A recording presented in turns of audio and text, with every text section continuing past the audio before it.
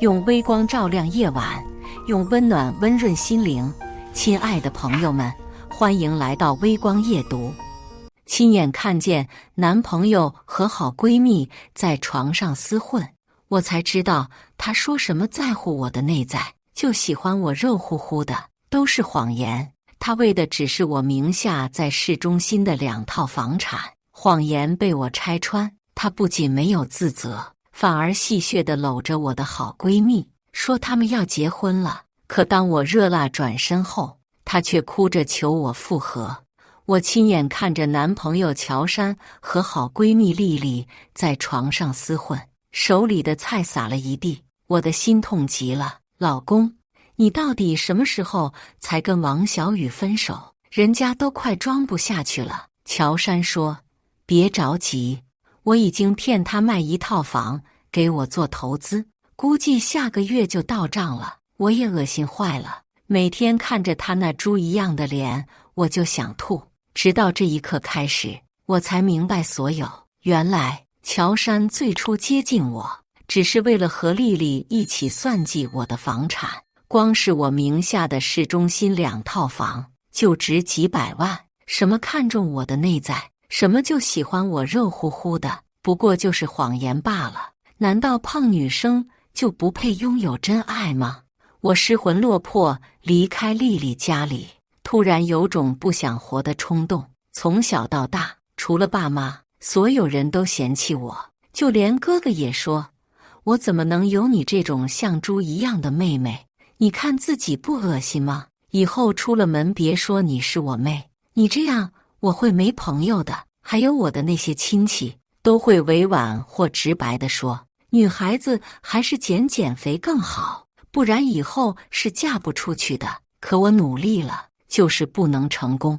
不管我吃饭还是不吃饭，不管我健身还是不健身，哪怕只喝水，我还是会稳定的长胖。现在连闺蜜和男朋友也这么对我，我活着还有什么意义？下一秒，一辆急速行驶的车子将我狠狠撞飞出去，砰！我感觉全身上下都疼得厉害，好痛！要死了吗？也好。1年后，我重生了。当初的那场车祸害我5脏6腑受损，尤其是胃，更是直接切了一半。没想到阴差阳错，我的体质反而好了。现在的我无论怎么吃都不会胖，再加上我有序的健身，现在的我可谓脱胎换骨。我从健身房离开，不少男生都在冲我吹口哨。我的底子本就不错，瘦下来更是如此。美女，加个微信啊，哥哥腹肌有8块。我抿了抿唇，加快步伐离开这里。没想到一个没注意，反而跟一人不小心撞上。操，你没长眼睛啊！听到这个熟悉的声音，我不由一愣。乔杉，果然是乔杉。乔杉也一愣，盯着我看了很久，才从我的五官中依稀看到一些熟悉感。你不要告诉我你是王小雨，我不置可否。怎么，不可以吗？当初我出了车祸，乔杉担心他需要出钱，再加上知道我撞见他们的好事，直接就消失了。是爸妈不辞辛苦照顾我，给我出钱治疗，这才让我有了第2条生命。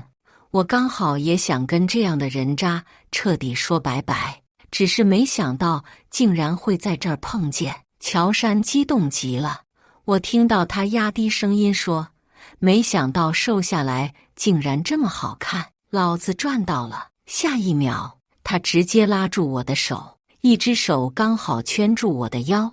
小雨，其实我一直都很喜欢你，今晚我朋友聚会，要不你跟我一起去吧。我冷冷一笑，一把推开乔杉，你在想屁吃？乔杉，当初你和丽丽联合起来哄骗我，真以为我不知道吗？乔杉也是个狠人，那都是丽丽的错，是她逼我这么做的。我现在只想跟你好好在一起，跟有没有房子没有关系。小雨，之前你不是最喜欢我吗？我看到乔杉还想靠近，毫不犹豫给了他一巴掌。你也说了那是之前，现在我不喜欢你，给我滚！本以为乔杉被我明面拒绝，面子挂不住，他肯定不会继续在我面前出现。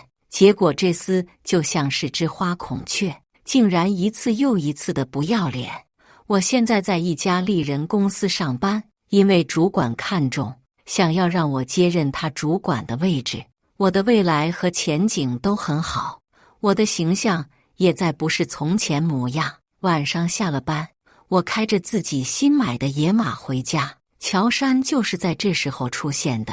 他直接开着自己的车子撞到我的车上来，我也不能保证他到底是故意还是偶然为之。乔杉下了车，顿时一脸抱歉又惊喜地看着我：“小雨，居然又是你呀！看来我俩还挺有缘，短短2天时间就见了2回，这一定就是天定的缘分吧。没想到我还把你的车子给撞坏了，我这小车不值几个钱，反倒是你的车子维修肯定需要一大笔费用。这样吧，你加我个微信，我认识维修公司的老板，到时候维修费我给你出。”听着乔杉这么理所当然地安排接下来的事情，我只觉得恶心至极。乔杉，不管你是不是故意出现在这儿的，以后都离我远一点。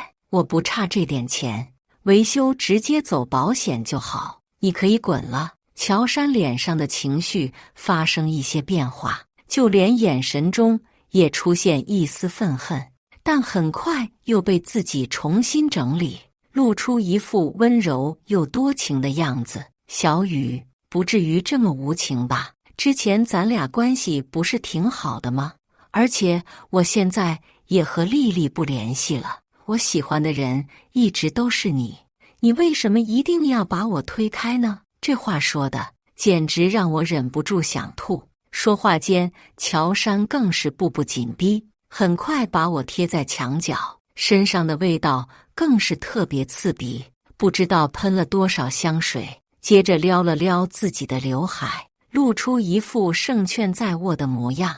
他该不会以为自己这副样子很帅吧？不如让咱们忘了从前，以后重新开始怎么样？难道你就不想我吗？以后我一定会好好对你的。我抿了抿唇，干脆一巴掌甩在乔杉脸上。你是听不懂人话，还是脑子有病？乔杉，我已经很明确地告诉你，离我远一点，否则别怪我不留情面报警了。乔杉脸色一怒，一把抓住我的袖子。我告诉你，我喜欢你是看得上你，别给脸不要脸。接着又连忙继续收敛脾气。我的意思是，咱们可以慢慢聊聊，再接触接触。就在这时，乔杉口袋里的手机突然响起，是有人给他打了微信电话。这本来也没什么，但我偏偏看到那个人的头像竟然那么熟悉，那不是之前撞我的司机吗？为什么会跟乔杉认识？再联想到之前的种种，我突然感觉眼前的乔杉似乎比我想象中的还要可怕。我隐约记得当时出了车祸后，司机又下车给谁打电话，我已经撞过人了。当时我只以为这是司机害怕才语无伦次，现在想想似乎并不是如此。难道从一开始我的车祸就不是意外？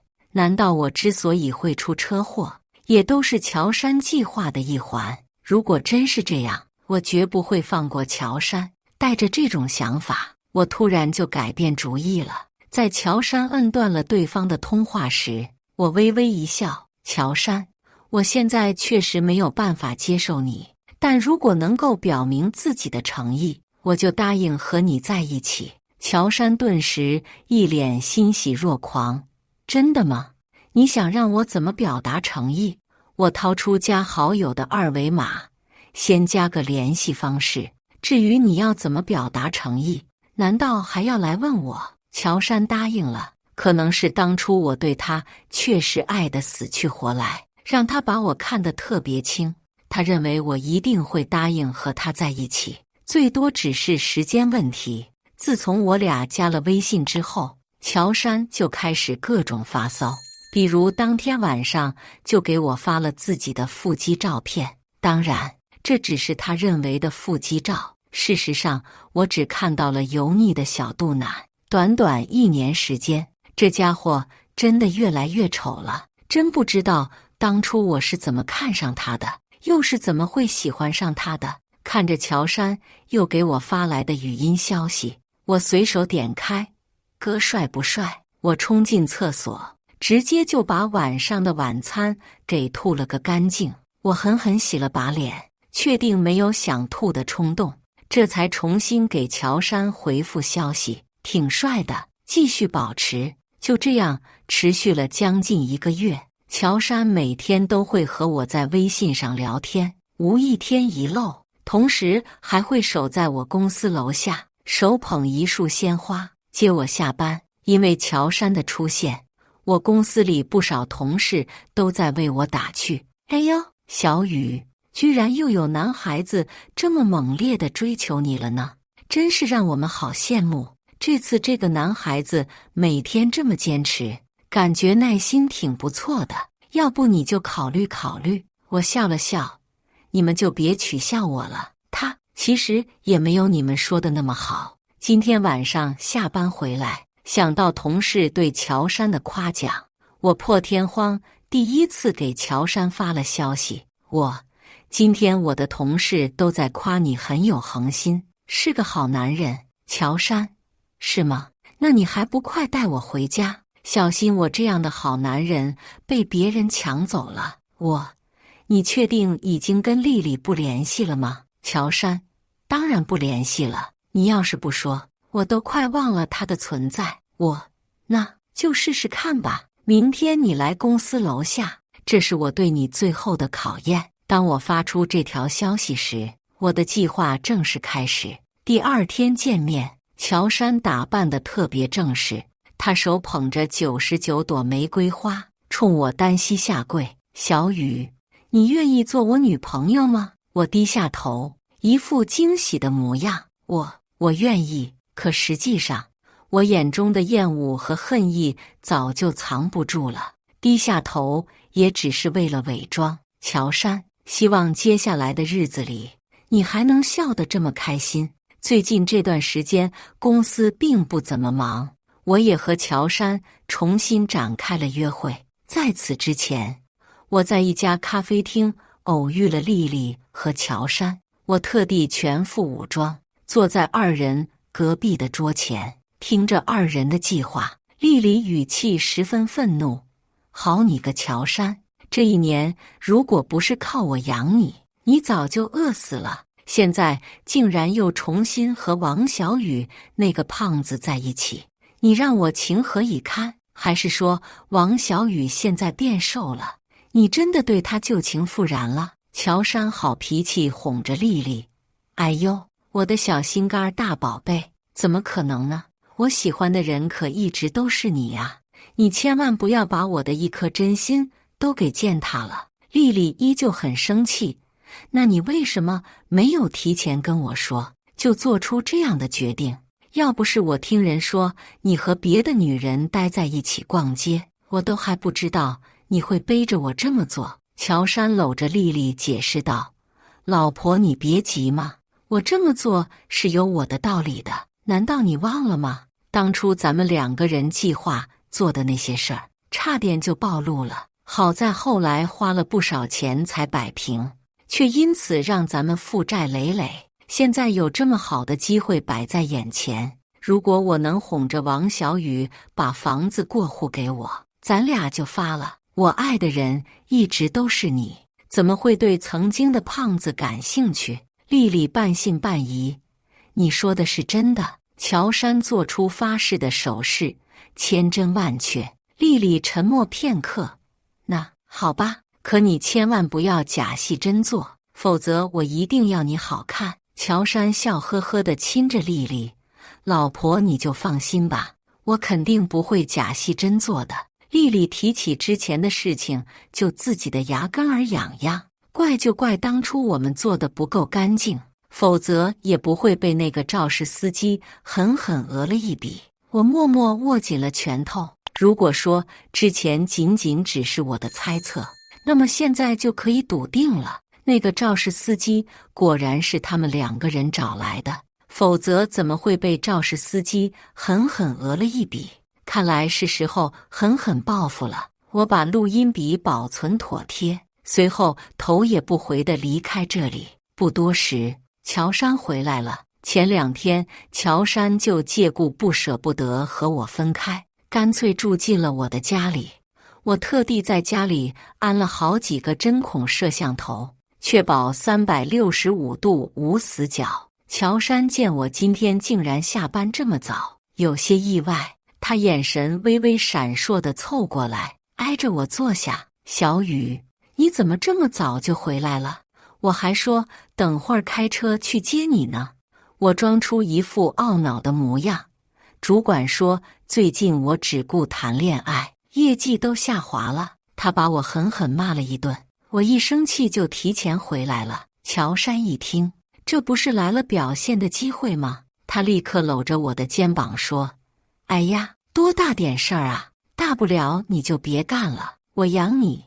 我怀疑的上下打量乔杉，你养我？你不是没正经工作吗？乔杉每天的工作无非就是用自己那张脸吸引女性，然后偏财偏色罢了。他以为我不知道，实际上我把一切都早早地调查清楚了。乔杉笑了笑，那是之前，我现在可是有一个大主意。小雨，如果你信得过我，我就带你一起投资。投资人是我朋友，之前我投给他1万，他给我几倍的回报，连本带利给了我5万，所以这次我打算多投一点，直接赚多一些，把你娶回家。如果换做别的女人，估计会因此感到非常感动，然而我不会。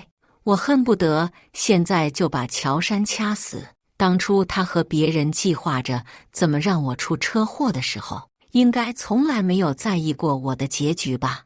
万一我没能被救活呢？万一我死了呢？他从来就没有在意过我的死活，是因为那个时候的我是个胖子，就活该承受这些事吗？我装出一副心动的模样，真的有这种低投入高收入的回报吗？乔杉重重点头，感觉说谎话就跟吃饭一样平常。当然了，你要是不相信，就先少拿一点试试看。我这么喜欢你，怎么会骗你呢？居然这么快就想要从我这套钱了吗？现在是套钱，再往后恐怕就是要房子吧。我有些为难，要不我也先拿1万块钱试一试吧，等以后再多投一些。我给乔杉赚了1万块钱，他说最多1周的时间就会有收获。果不其然，在1周后他就给了我5万块钱。看这生意是不是很不错？我顿时也假装心动了，居然还真能有这么高的回报。看来之前是我用有色眼镜看你了。如果我投资多一些，确定也能有这么多回报吗？乔杉几乎迫不及待的就开始哄我。那是当然，这是我铁哥吗？怎么可能会骗我？小雨，你就放心吧，你要是手里闲钱多的话，直接投给我，我保证让你满载而归。我低头沉思片刻，那你得等等我了。现在我手里没多少钱，如果真靠谱的话，我决定买1套房作为投资。乔杉要的就是这个效果。那你得等到什么时候？我朋友说这个风口最多只有2个月。我看着乔杉，那我就尽量1个半月搞定。因为得知我有卖房的想法，乔杉顿时高兴得不得了。好，那我等你。我始终明白一个道理，舍不得孩子套不着狼，不先给点甜头，乔杉又怎么会暴露呢？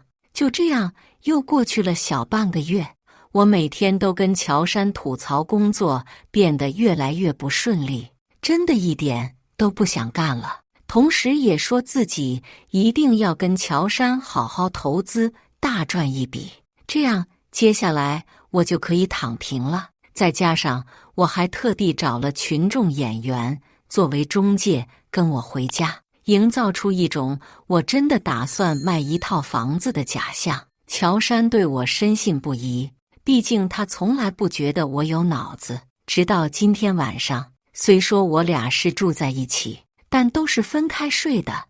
我以自己不接受婚前行为为由拒绝了他的接近。乔杉虽然不爽，但也不敢逼我。我从针孔摄像头中看到乔杉偷偷出门去了洗手间，估计是和丽丽打起电话来了。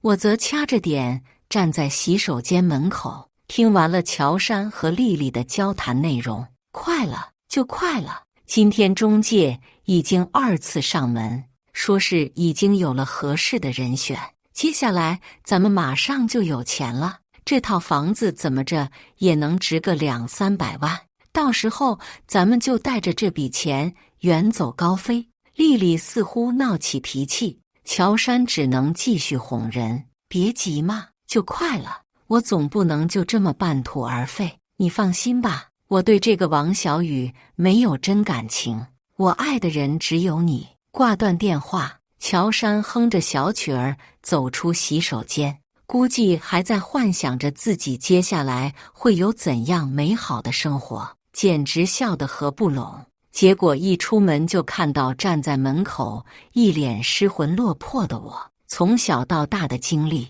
让我特别会演戏，我敢发誓，乔杉在我脸上看不出一丝伪装的破绽。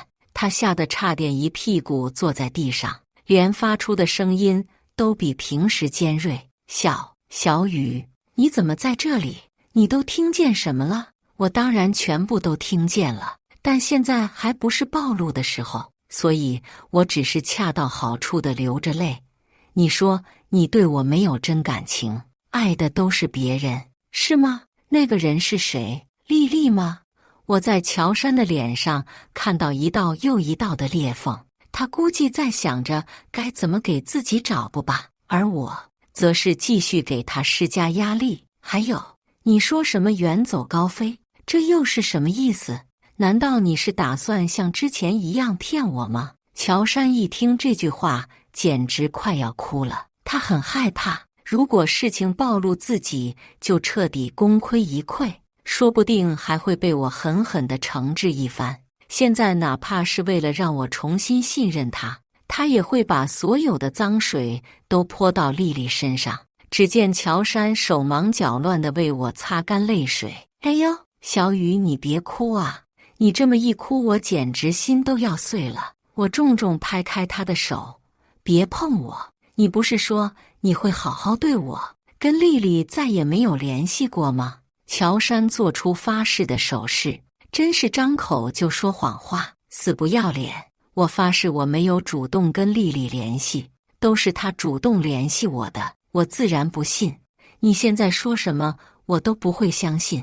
我以为我们真的能够好好在一起，我以为我们还能结婚呢。现在看来，这一切都是我一厢情愿罢了。你滚吧，以后不要再出现在我面前。乔杉是彻底怕了。虽说之前他对我都是虚情假意，可现在我这张脸，还有我的身份，再加上条件，哪一样不比丽丽好？都说男人是一个很理性又善于思考的物种，这话一点都不假。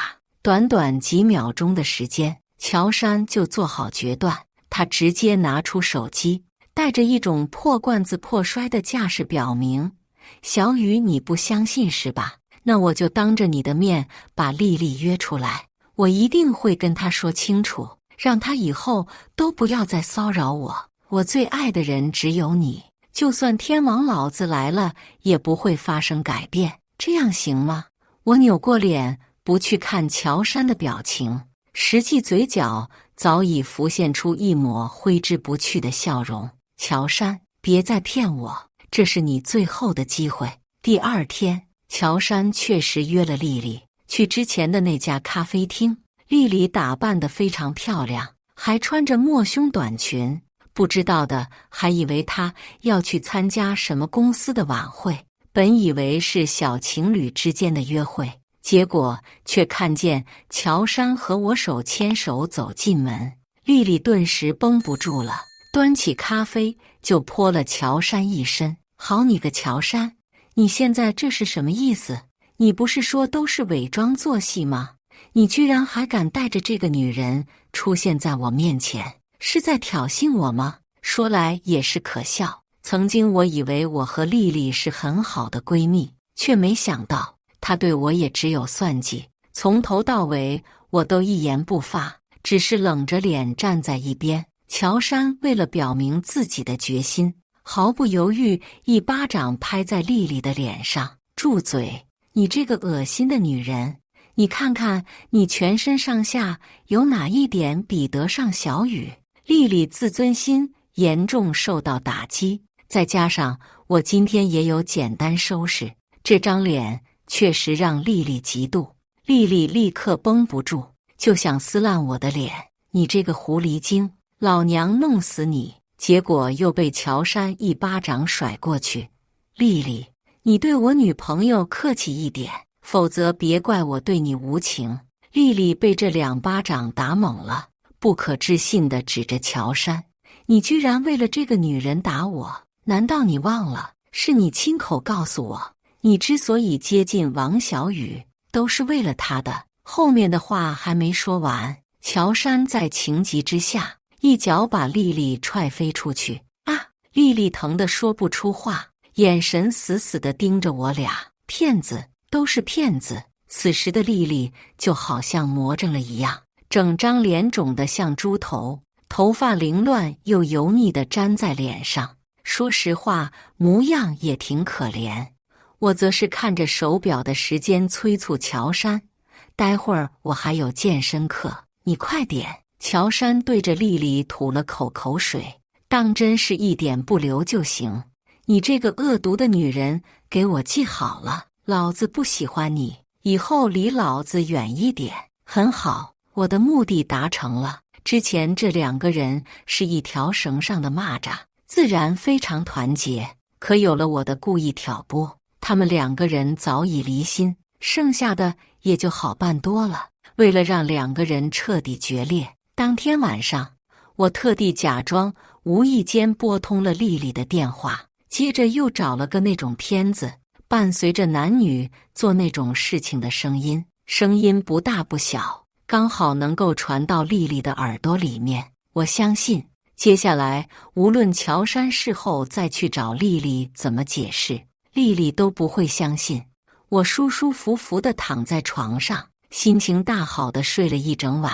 这几天乔杉模样肉眼可见的憔悴了，之前乔杉花钱，好歹还有丽丽作为支撑，跟我约会时也不会显得那么无力。结果现在一边要在我面前装大款，一边又要自己借钱补窟窿。谁不知道这种窟窿通常都是越补越大，加上乔杉为了哄好我，又给我买了不少奢侈品，很快他这窟窿就彻底补不全了。很多催债的短信和电话都快要把他给逼疯了。我经常能在深夜听到他无能狂怒的声音，偏偏他又不敢在我面前表露出来，真的别提多憋屈了。他本以为1个月时间过去，我的房子总能卖出去了，到时候他也可以补了这窟窿，然后带着钱远走高飞。我却恰到好处的又给他带来一个消息：乔杉，我有一件事情要告诉你。乔杉抓了抓自己犹如鸡窝一样的头发，抬头看着我：怎么了，小雨？我为难地坐在他对面。乔杉，是这样的，这套房子我不是已经找到卖家了吗？可他却突然说自己手里资金不够了，只能重新再找新的买家，时间上可能来不及，也不知道2个月内还能不能再重新投资。我还打算和你赚个养老的钱呢。乔杉都快气傻了，可偏偏还要继续安慰我：没关系，我能让朋友那边通融通融，就算3个月内也是可以的。看，哪怕到了这一刻，乔杉也依旧改变不了自己恶劣的本质，他就是想从我这掏钱，他就是想要把我害死都在所不惜。这样的人根本就是坏透了，我又何必拦着他自己作死呢？我一脸感动地抱了抱乔杉，谢谢你，有你在可真好。就在这时，我的门外却突然传来砰砰的敲门声，我愣了一下，也没多想着去开门，结果就看到几个满背或花臂的社会男人站在门口，他们毫不客气将我推开，目光直勾勾地落在乔杉身上。乔杉，准备什么时候还钱啊？你到底怎么回事？说好的3天前就该还款的，再不还钱，小心我们整死你！乔杉吓得下意识就想往洗手间里跑，可惜这些人并不会让他如愿以偿。接下来的几分钟里，乔杉被他们打得大小便都差点失禁。花臂男指着乔杉，一脸嫌弃地说：“最后再给你3天时间，你要是还筹不到钱，我一定让你皮得很难看。”我吓坏了，等到那些人一走，赶紧把门关好，把乔杉扶起来。乔杉，那些人是怎么回事？他们为什么说你欠他钱？你背着我做了什么？乔杉颓废极了，当着我的面都忍不住哭出声来。这种情况下，他还能怎么伪装？只能挑挑拣拣地告诉我一些真相。原来他最近这段时间花的钱都是借的，不过他把这些原因全部推卸到丽丽身上，说是丽丽逼他借的。我则转手把这段录下来的音频发给丽丽，然后善解人意地问：“你欠了多少？50万？那么多？我也没那么多钱啊。”突然我灵机一动，不过我有个认识的朋友，他是借款公司的，要不然你去那里找他借一笔，先过渡一下，等我房子卖了后，你再还给他。乔杉一听这话，立刻感激地拉着我：“真的吗？真的可以吗？”我轻叹一口气：“怎么不可以呢？你毕竟是我打算共度一生的男人啊！”到了借贷公司，我又突然犹豫了，要不还是不了吧，万一到时候还不上，你肯定更麻烦。然而乔杉都到了这个份上，他只有2个选择，要么还钱，要么死。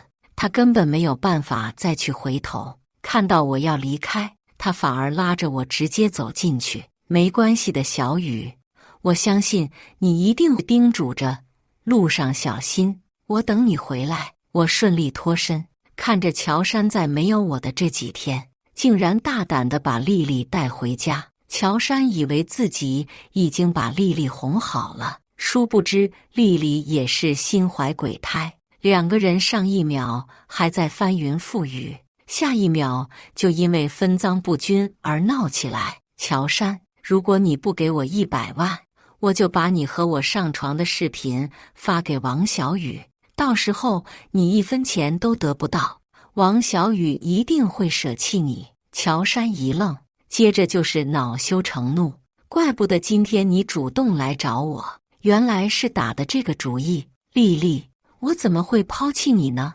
？100万而已，你等我，我待会儿就给你。话落，我亲眼看到乔杉去了厨房，拿出一把水果刀，他趁着丽丽不注意，一把捅进丽丽的心脏，丽丽死了。这一刻连我都震惊了，乔杉竟然恶劣到这个份上，他杀人了。随后我带着视频立刻报警。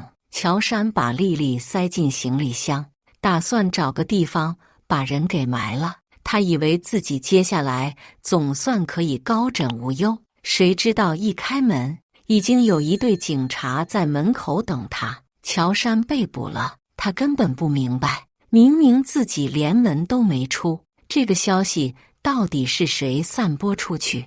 直到他看见了跟在警察身后的我，是你，王小雨，这一定都是你故意的，这一切都是你逼我的。我则像个受害者一样，胆战心惊地躲在警察身后。警察同志，他是我男朋友，可他也不能杀人啊，我是不得已才报警的，希望你们一定要查明真相。警察自然相信我，之前我提供的视频有音频有记录，足以证明我的清白。然后我用匿名把乔杉和丽丽之前盘算的录音也发给警方，最终确定乔杉是故意杀人，同时他身上还有一大笔债务。乔杉这辈子算是完了，他要面临的要么是吃枪子儿，要么就是无期徒刑。就算以后他表现得好，能从监狱里出来，那些借款公司的人也不会放过他。什么朋友？那不过就是我随便搜出来的一家借款公司而已。从头到尾我都没有逼迫乔杉这么做，反而是他自己迫不及待又心甘情愿。我神清气爽地开着车子回到家，接着又花钱把之前租的那套房买了下来。没办法，人家房东都觉得晦气，刚好我手里也有一些存款，不如把那套房子买下来，就当留个纪念。回到家里，爸妈已经做了热腾腾的饭，早早的等我。就连哥哥现在对我也不像之前，不管怎么说，哥哥对我最多只有言语侮辱，却从来没有真正的伤害过我，所以我除了对他没什么好脸色，倒也谈不上什么报复。爸爸接过我手里的包包，妈妈则是端了一杯早就准备好的热水。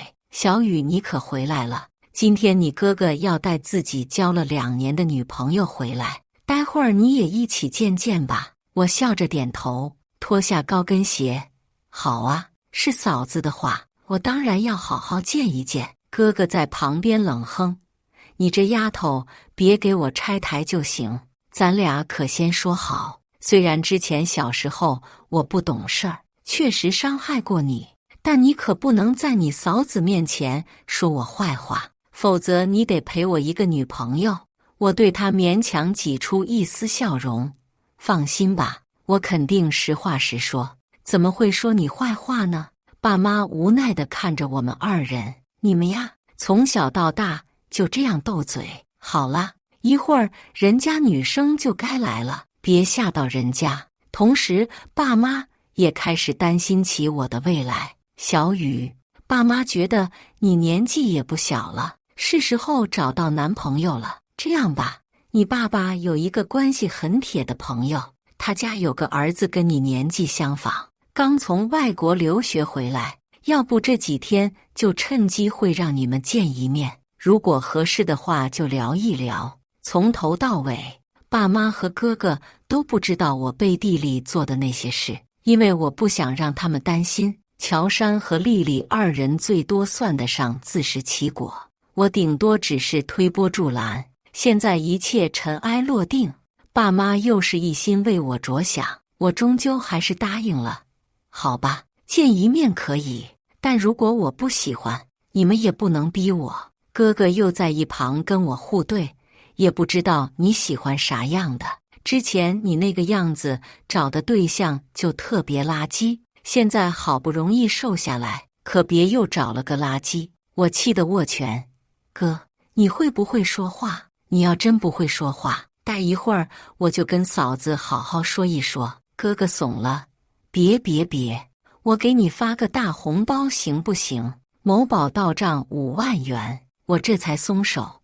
好吧，爸妈，剩下你们看着安排就好，我都没问题。至于我想找的男人，希望他是一个不只看重外表，反而更看重内在的人。我不想我的婚姻始于颜值，最终又忠于颜值。故事完，接下来是我们本期第2个故事。我男朋友跟我在一起2年了，但是面对我的亲近一直很冷淡。我不知道他是工作压力太大，还是小时候有什么阴影。带着疑问，我化身女福尔摩斯，没想到比我料想还狗血的故事还在后面。我男朋友跟我在一起2年了，但是他面对我的亲近一直很冷淡。一瞬间，我想到了无数可能。他是小时候遇到什么心理阴影，导致现在对女人不感兴趣吗？又或是工作压力太大，还是我对他一点吸引力也没有？又一次，我沮丧地把衣服拉好，他一把将我抱在怀中，满怀歉疚地说：“对不起，大可不必。”我低头看了一眼自己傲人的身材，勉强维持着自己的骄傲。英英，不要离开我。他抚摸着我的长发，试图获取我的原谅。行，但是明天你要跟我去医院做个检查。我毫不犹豫地说，我爱他，但是也并不想守活寡。和他在一起接近2年，他一点想要亲近我的想法都没有。我本来以为他是正人君子，却没想到是身体原因。看到他犹豫的眼神，我压低声音温柔地说，现代医学这么发达，普通疾病都可以治愈，别担心。他盯着我的脸，终于点点头答应。第2天，我拖着杨世豪来到市里最好的男科医院，我动用我不少关系网，才给他挂上1号难求的泌尿科。轮到他时，我陪着他走进诊室，40几岁，年纪足以做他妈的女医生，冷冰冰地问他什么症状。他脸色有些难堪，半晌才吐出2个字：不行。你这个年纪。女医生疑惑了下，随后不带丝毫感情，指了指帘子前面的检查床，上去坐下检查。我握着他的手鼓励他，正准备陪他过去，女医生已经指着外面对我说：“闲杂人等出去。”我不是闲杂人等，我是他女朋友。我怕他紧张，想陪着他一起。女医生狠狠瞪了我一眼，我只好灰溜溜退了出去。哐啷一声，门被女医生狠狠砸上。杨世豪在诊室里做检查，我在外面焦急地等待着。毕竟这关系我一辈子的幸福，不是吗？过了好久，杨世豪才衣衫不整从诊室出来，检查结果也跟着一起出来。他没有任何问题，那么就只剩是对我不感兴趣这一个问题了。我李元英怎么说也是一个身高158，体重90斤，肤白貌美，浑身上下焕发青春色彩的24岁年轻美女。她为什么会和我谈了接近2年恋爱，还对我不感兴趣呢？我真是百思不得其解。我问她，她搪塞说可能是当时见我太主动后紧张。紧张？你一个大男人，在没有任何男性疾病的情况下，2年都紧张？我故意约他今晚继续2人世界，他立刻找了理由拒绝。我约他明天后天，他全都拒绝，理由是公司很忙，可能接下来半个月都没时间。女人的直觉告诉我，他一定有问题。我准备跟踪他，查清楚到底是怎么回事。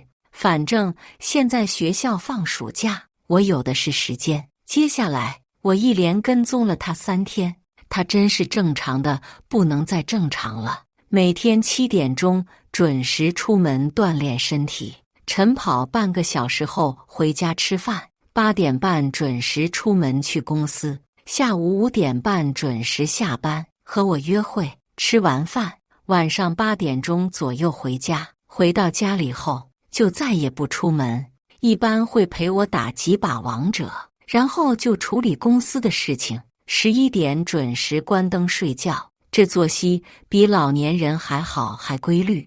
至于他在公司的时间，我也拿1瓶赫莲娜绿宝瓶收买他的秘书帮我监视。秘书的答复是，杨总每天都在辛苦工作，只有午饭时间才偶尔和家里人视个频，聊个天。综合下来得出一个结论，这样不烟不酒不赌不嫖，又有钱又有貌又没有夜生活的好男人哪里找？就在我准备放弃对他的跟踪时，他秘书给我打电话，说他在上班时间一个人开车出去了。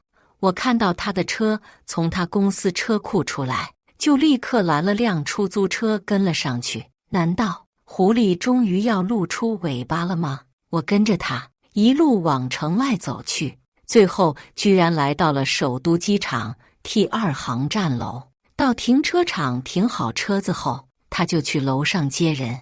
我付完出租车钱，也跟着他往电梯走，但是不敢走得太近。等我到楼上后，已经看不到他的踪影。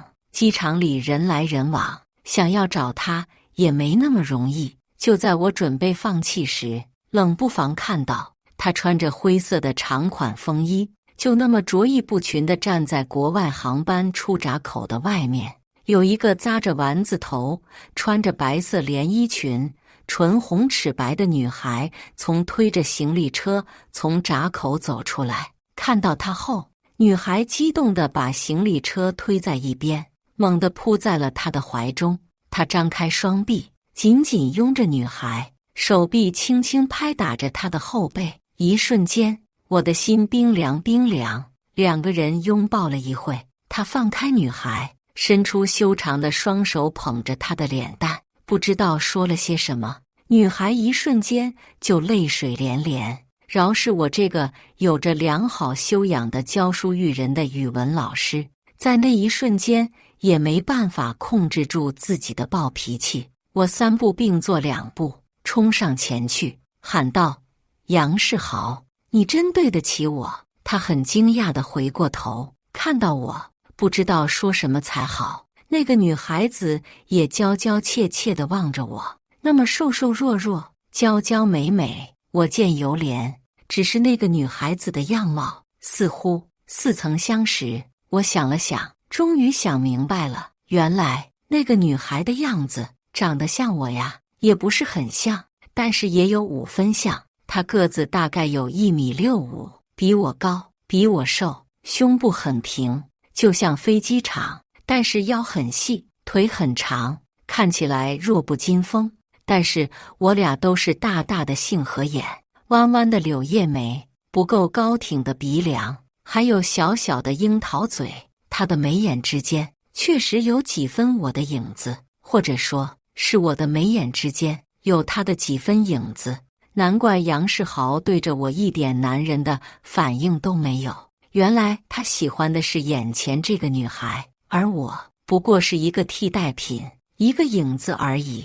小说电视剧里的狗血情节忽然发生在我身上，那种感觉倍酸爽。果然艺术都是源于生活呀。这个狗男人，老娘这小炸弹脾气，就算输人，那也不能输阵啊。我依足小说里的情节，冲上前去，对着杨世豪这个渣男狠狠的就是一巴掌，啪的一声，清晰入耳。杨世豪，认识你这个白眼狼，老娘2年的青春真是为了狗。我本来脾气其实不是这样的，做了2年语文老师后，我性格已经好太多，要不然换做大学时候的我，直接打断这臭男人的狗腿。杨世豪捂着被打的脸，正准备说什么，那个白衣飘飘的女孩已经眨着大眼睛，细声细气地问我说：“你就是我嫂子吗？我叫杨梦雪，是她的妹妹。”她指着杨世豪说：“哼哼，杨世豪啊，杨世豪，你究竟有几个好妹妹？”面对海王，我准备继续声讨。看到周围围了很多人看热闹，我巴不得事情闹大才好，毕竟一脚踏2船的男人不得好死。杨梦雪忽然笑了起来，柔柔地说：“嫂子，我哥就我一个妹妹，妹妹，表面是妹，背地有鬼，少来吧，我才不吃这一套。”杨梦雪脸色一红，但马上又恢复正常说：“今天爸妈有事，就让哥哥来接我，这是我们的全家福。”说着，他打开手机，给我看手机屏保，屏保上是一张全家福，有一男一女2个50岁左右的中年人，中间是杨世豪和杨梦雪。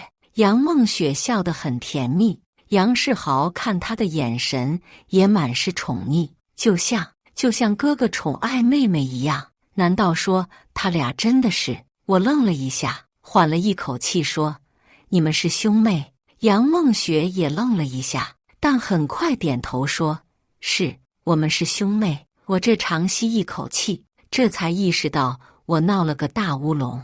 我这捉奸给捉到人家妹妹头上了。我不是故意误会的，主要是你们两个长得一点都不像。我讪讪的，手足无措，不知道说什么才好。周围看热闹的人见没热闹好看，就一窝蜂给散了。没关系，嫂子，看到你这么在乎我哥，我很欣慰。杨梦雪牵着我的手说：“我们一起往外面走。”杨世豪跟在后面推着行李车，一句话也没说。送杨梦雪回到家后，我一连几天没联系杨世豪，机场的一幕太尴尬，他也没联系我，应该还是在生气。直到几天后，我去参加同学会，意外在同学会上遇到了杨世豪，他还带了他妹妹杨梦雪。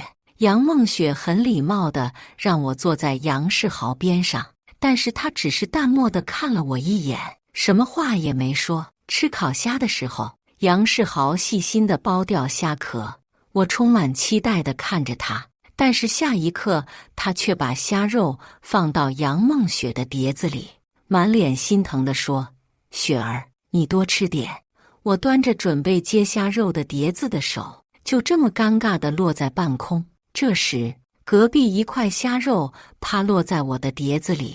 李元英，你也多吃点。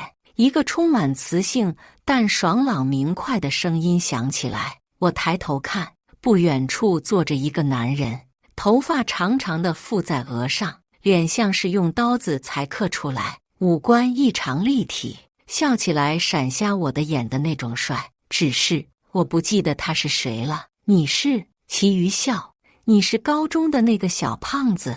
我惊得眼珠子都差点掉出来。印象中那个小胖子身高1.7米不到，体重200多斤，走几步路都气喘吁吁。没想到现如今身高已有1.8米几，瘦下来后长成一个帅气逼人的帅哥。对，本来想瘦下来后追求你，没想到你已经有男朋友了。他似笑非笑地看了杨世豪一眼，同学们都笑了起来。这句玩笑话肯定没人当真。我很感谢他细心给我解围，就隔着杨世豪和他有一搭没一搭的聊天。杨世豪似乎也完全没有在意。酒过3巡后，不知道谁提议玩真心话大冒险，酒杯传到齐余笑手中，有个女同学向他提问题：“齐余笑，我可以做你的女朋友吗？”他实在是很帅气，有女孩借着酒意追求不奇怪。不可以，他果断地回答。为什么？女同学继续追问，他爽快地笑了起来，眼眸澄亮。这已经是下一个问题。酒杯继续传到杨世豪手中。班长问他说：“杨世豪，你最爱的女人是谁？”妈妈除外。大家都哈哈笑了起来，看向我，万众期待的答案呼之欲出。没想到他轻轻抚摸了一下杨梦雪的头发，说：“我妹妹，我很失望。”同学们也都说她没劲，我心里总觉得哪里怪怪的，却又说不出来，就一个人闷闷喝酒。12点多，同学聚会散场，我喝高了，早已不知道天多高地多厚，走路趔趔趄趄，嘴里大声唱着为救李郎离家园，谁料皇榜中状元。杨梦雪也喝了不少酒，但她的醉态比我好太大。她一只手抚着额，眼眸半张半闭，仪态优雅万分，真是我见犹怜。杨世豪一只手臂揽着她的腰，让她半靠在自己身上，这架势肯定没法照顾我。齐余笑见状，就扶着我一起走出去。到酒店外面，齐余笑把我还给杨世豪：“我把你妹妹送回家，你送这丫头回去吧。”杨世豪毫不犹豫拒绝：“我妹妹身体不好，我先陪他回家，你送李元英吧。这也好。齐余笑迟疑了一下，接下来我就断片了，只是隐约记得杨世豪把杨梦雪抱上车，我指着车子大声喊：这俩兄妹感情可真好。喊完就哇的一声给齐余笑吐了一身。等我清醒过来，已经是第二天早上，在自家床上，我妈给我送早餐，问我昨天送我回家的帅高个男生是不是我男朋友。这什么跟什么呀，风马牛不相及。我立刻予以否认。不过也很奇怪，我和齐余笑有7、8年没见，他怎么知道我现在的家在哪里呢？吃完饭，我就接到杨世豪的来电，接通，却是杨梦雪的声音：嫂子，你酒醒了吗？他问。醒了，谢谢关心。我答。今天我生日，相约你和我哥一起看电影。他诚恳的邀请。想到杨世豪，我就很懊恼，那个对我不感兴趣的男人，昨天同学会都没看我几眼。我哥觉得最近陪你太少，觉得很抱歉，又不好意思开口道歉，就让我帮他约你。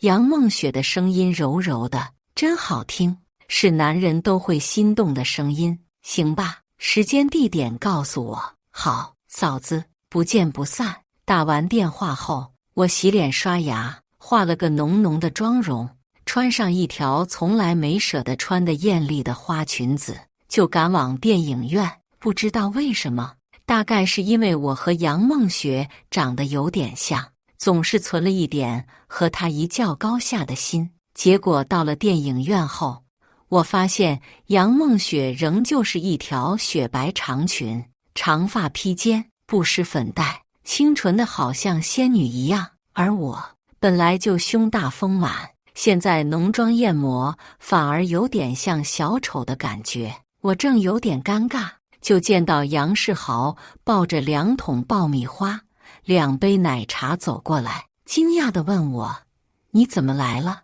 不是你叫我来陪你妹妹过生日、看电影吗？我皱眉。哥。杨梦雪抬眸看着杨世豪，泪眼盈盈的。杨世豪叹口气：是我叫的，走吧。说着，他把爆米花和奶茶往我怀里一放，就揽着杨梦雪的肩往里走。我望着他们亲密无间的背影，一种难以言喻的感觉油然而生，总是觉得这兄妹俩的相处模式好奇怪，但是又说不出哪里不对。电影特别无聊，我看了没几分钟，就抱着把手睡着了。睡着，头猛地从椅背滑空，我被吓得睁开眼睛。这时，借着光线，我居然看到杨梦雪靠在杨世豪的怀里，睡得很熟。杨世豪轻轻抚摸着她的头发，然后轻轻吻了一下她的发梢。一瞬间，我怀疑我自己看错了，用力揉了一下眼睛，结果太用力，不小心把手肘倒在杨世豪的肩头。他扭过头看了我一下，小声说：醒了。看到他坦荡磊落的面庞，我觉得我自己刚才是幻觉了。因为杨世豪对胡巴士我不感兴趣，我就疑心生暗鬼。从电影院出去，我们继续3人行，逛了一会商场。杨梦雪很喜欢一条法尔曼的裙子，但是看了一下价签17900就没买，也拦着杨世豪没让他给买。逛完后，杨世豪说他爸妈还等着他们兄妹回去过生日，要先走。我很羞涩地问道：我可以也一起去吗？毕竟我是你的女朋友，早晚都要见家长。后面这句话我没说，我希望他自己体会，可是他完全体会不到，毫不留情地拒绝我的要求。看着兄妹俩扬长而去，总觉得我才是那个局外人。这时我手机响了，接起来居然是齐余笑。你怎么知道我电话号码的？我很惊讶。山人自有妙计。他笑。兄弟有什么事？我问道。你和杨世豪和好了吗？他居然有点关心我。还没有。我沮丧。幸福？要靠自己争取，否则一旦错过，就像我这样了。他半开玩笑地说：“哦，说来听听。”他的话勾起我心中八卦之火。不熟，他理都没理我，就挂掉电话。狗男人，都是狗男人，我恨。不过齐于笑有句话说得对，幸福要靠自己争取。我瞥了一眼橱窗中那条高大上的法尔曼裙子，心中有了计较。我买好裙子，就开车赶到杨世豪所住的公寓楼下。不管我和他再怎么有矛盾，也是伸手不打送礼人嘛。借着给杨梦雪补送生日礼物这个借口，趁机打入敌人内部，认识他父母，争取自己的幸福。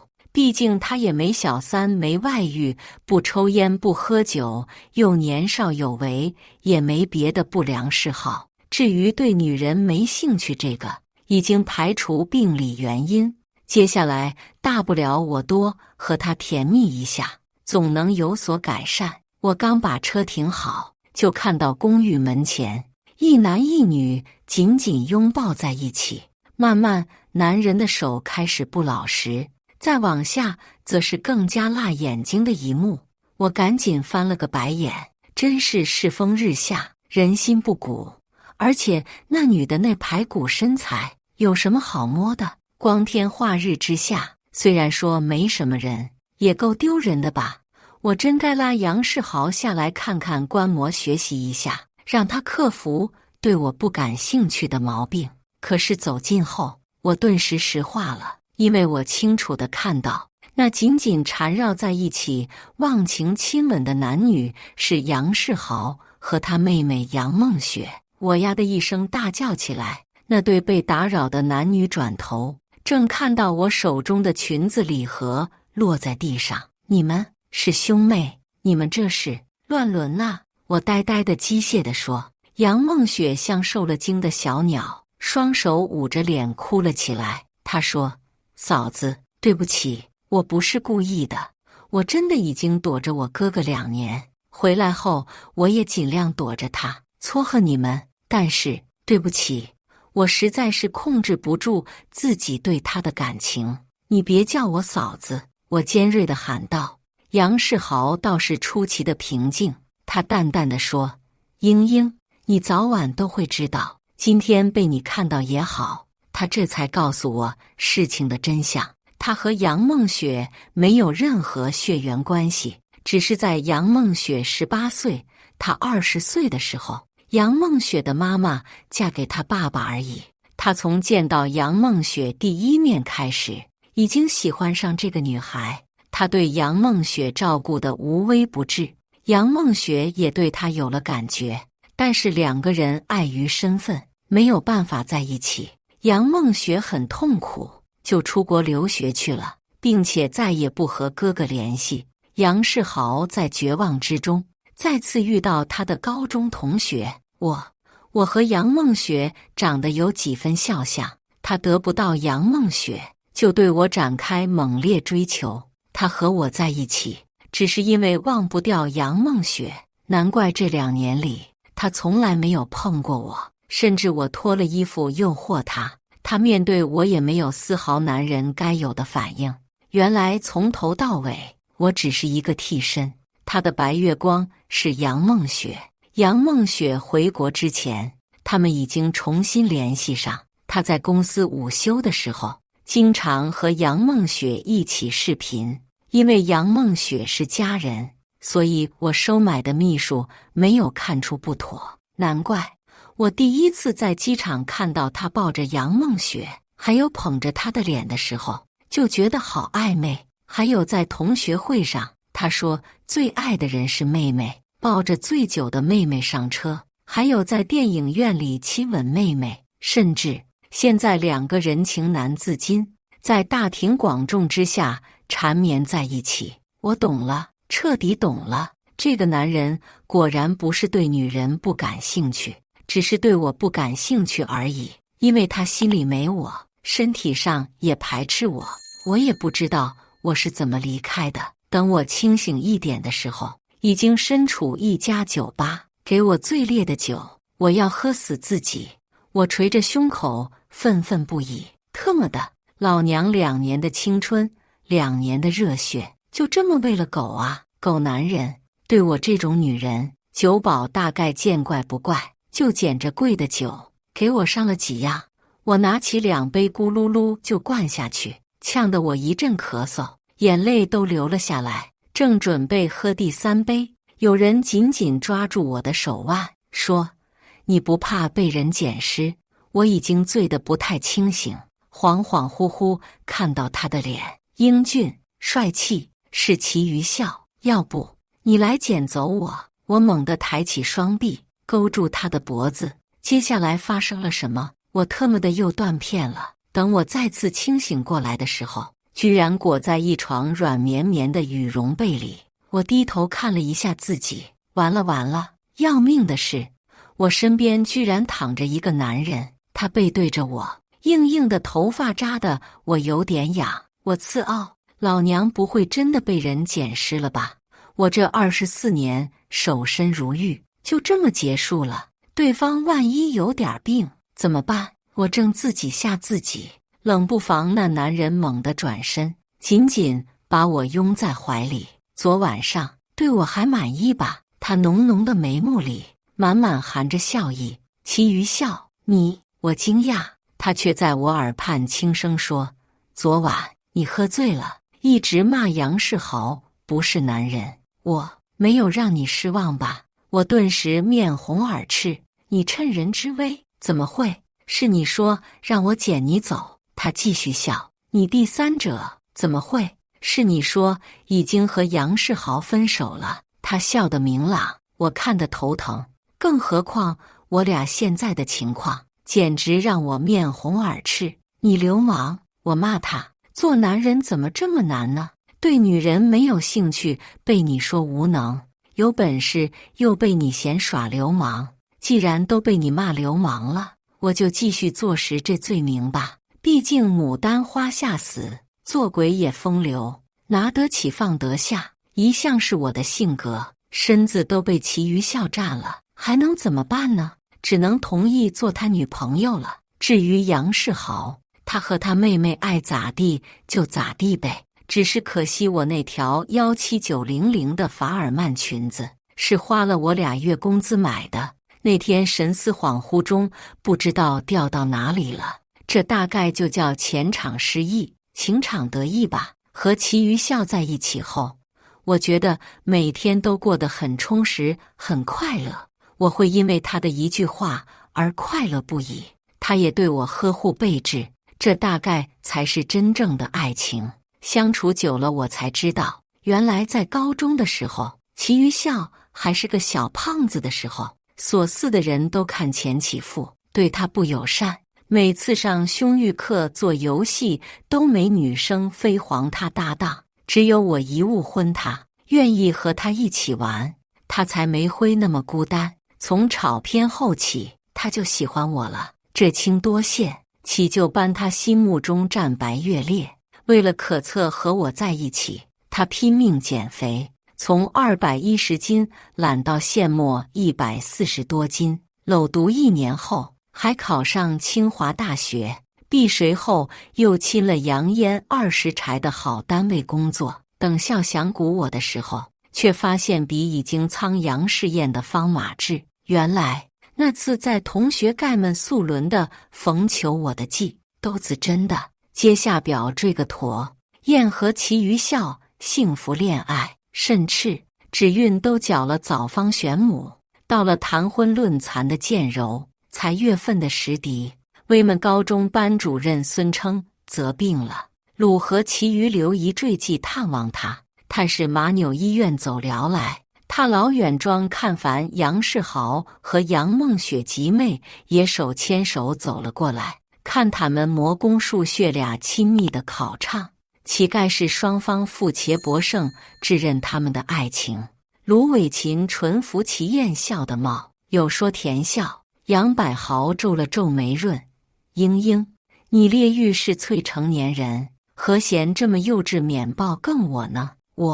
我知道得不到的就是交好的，所闹你对我念罗不忘，但是对不起，我爱的人真真只巧失血一个。他有些痛苦地说。我令然笑笑，郎个难除，又沉雕于自己陈脚英里，不能盼长了吗？困喜你排休成蜀果，祝你们白头到老。齐耸笑不动声色地替我解围。西平豪静完全不吃这一套，有些生气。猫说：英英，你找晴于笑当我的恶身，这格对他也既公平。公平送公平西堵之道，至少他在符上生龙活虎，哎，很拥欢呀。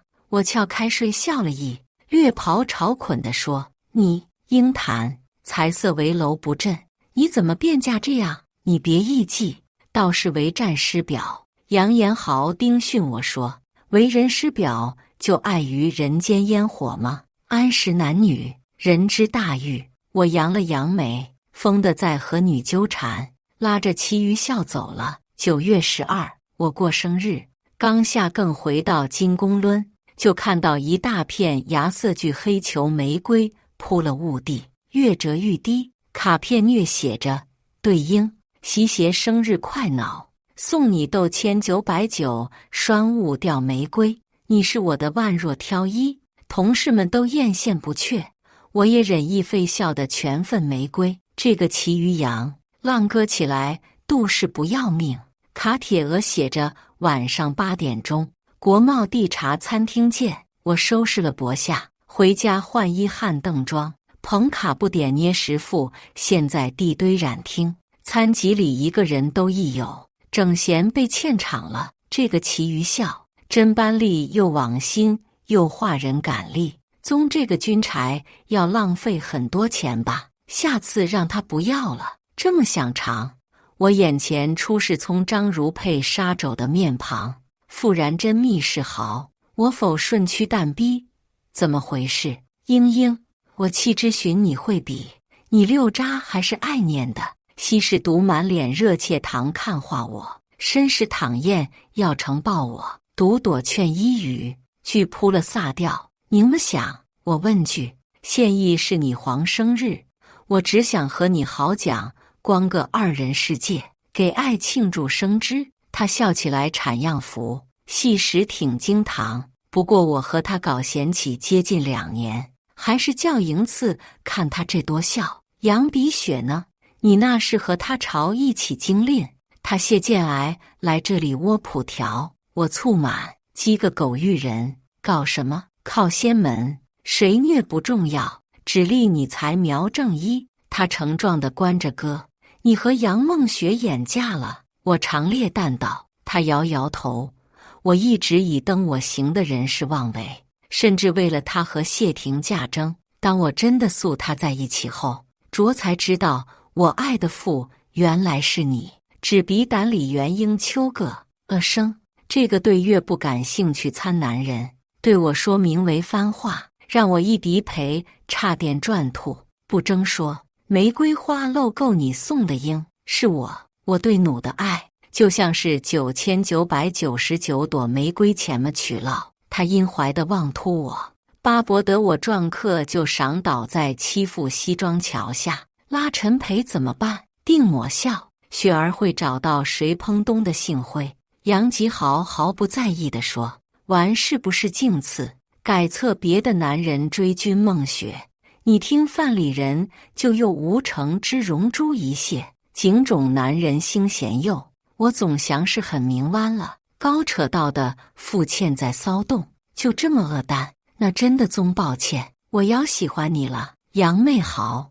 我现在那爱骑卖断朗个，我扁了绑嘴看，你不要骗自己。英英，我答促你以后好好对你，而且我也可赚满足你。不信我现在吃瘦给你看，这个狗男人真像疯了。骑香了正饼黄冻，我不是不感兴趣。居安冲茶金来协着想要占便宜。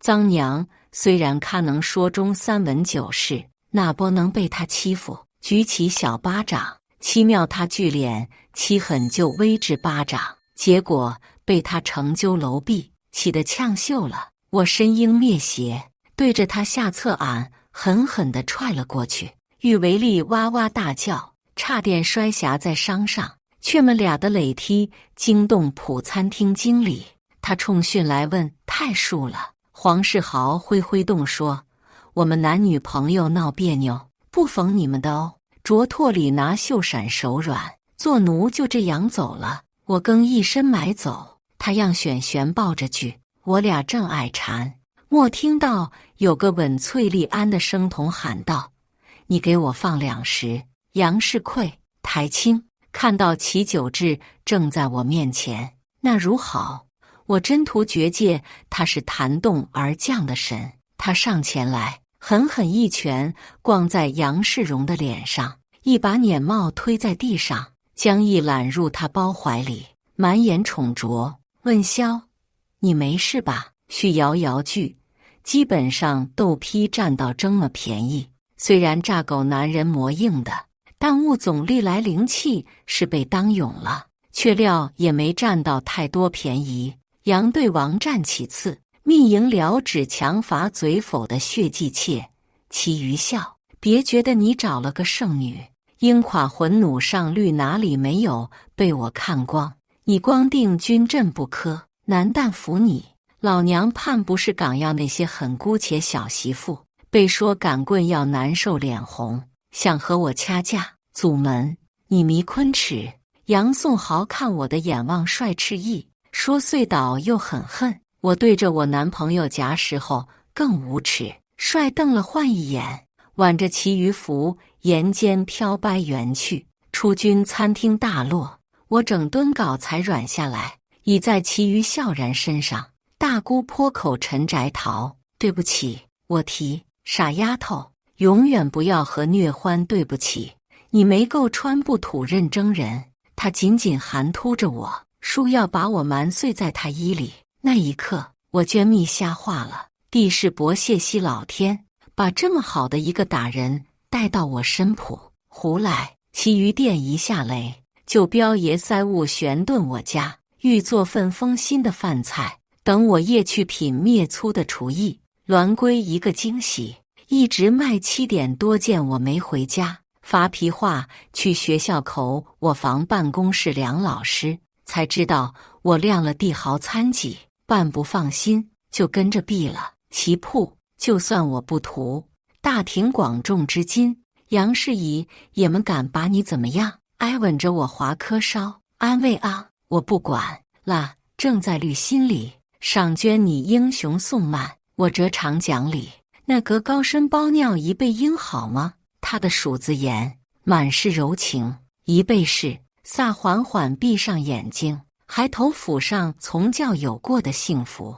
灭笔过这件事后，我和麒麟笑的感情越装越好。不过我们的婚丧也烦在时机上，因科我想在江里后去北登道看雪。这天周末，我齐柏正准备去清其余校悬城沙，贸然奔门。我开门，裸到面无血色的杨炳雪站在我妃面前。你怎么猪了？待绝唇有些分尴尬，还是把他迎辞房间。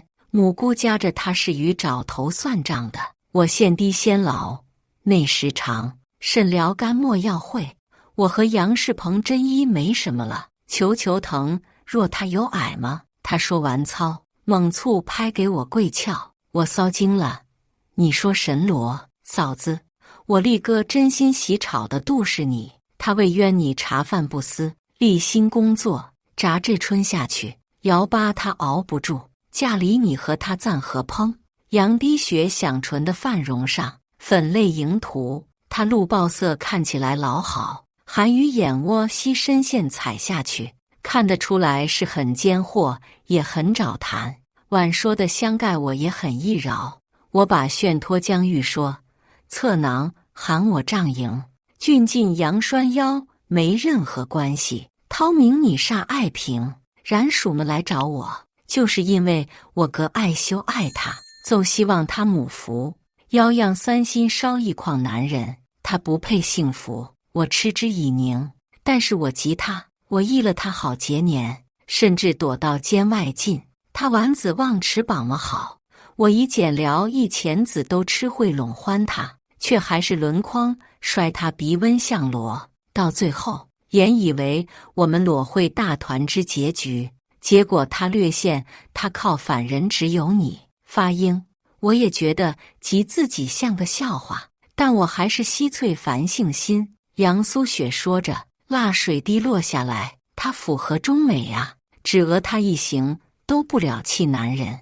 杨世豪寻的魁足是拔，只是的枪到我就想要征服我的那豁力脚，刀的迷服是他素根眼，亦我无词。我叹口气，懒得解释，毕竟杨蝶旗以宁身母馅绝，我说俏便愿都不会听，不，雨欣和他塞一瞬，不能留征猫，杀着他是贱要兽，不贪看着祝局待自己。英英，我求求你，是胚葱妇，我不该活妇，我为邀你看好吗？他说着，真的刚出衣，时风女打小鲁，捂着如鲫雪白的形腕就拼割下去，久被服了堂跳。荣利场炸那把小凡，尽管这样，喷的拳和他的胃脖都给尖尾出血，我真的无语了。长对兄妹或者是西吕，怎离都这么喜欢道分绑架呢？你走吧，无论你是龙是活，我都同逛和杨丽豪在刀起。如与你觉得仗了圆得起养你的南母，你临归去死好线。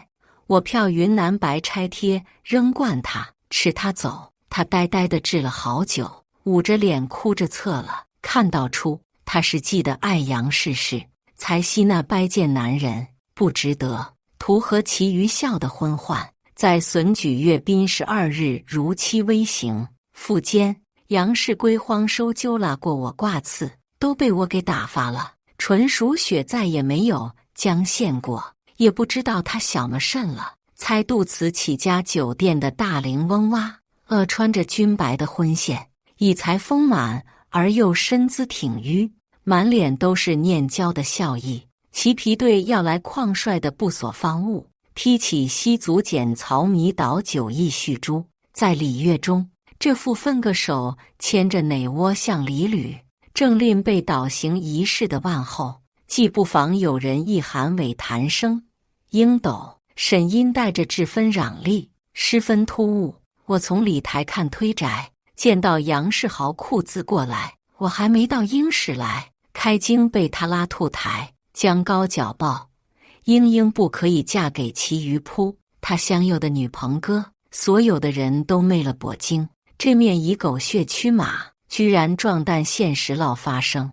我猛地龙开杨世豪的手，四剑没说，收主条留眉。我们半年任就已经爱手按，就没有同气分过手，捏过，躲可以不计较。这半年你苗其余连在一伙，不要你站回到韩身边。杨世豪的眼中一鼓着热切，我总觉得塞提要兴成些训神社真长了。天底仍失恋的人杀的是，像借这么疯狂的欺压少见。颓是迂，你不要奸碰我老婆，否个彻不会放批你。齐怀笑一冤笑呵呵绑，此时此刻也变了脸色。石昂怕你不？杨世豪奸恨地望着他，于明之间战警分，已经牙剑拔都张。我靠在齐搜玉的界旁，横刺卷对杨氏们说：你别再背喜经我这些话，你只俊输不起而已，君管你们什么？我素知师嘴爱我，青芷丹为了气我，才续其余孝及临起。从小催大，至此我梦别人，没有人嫌讲保挪。杨氏是怒吼着：这屁解人！大宁避的是活在自刨的世界棚了。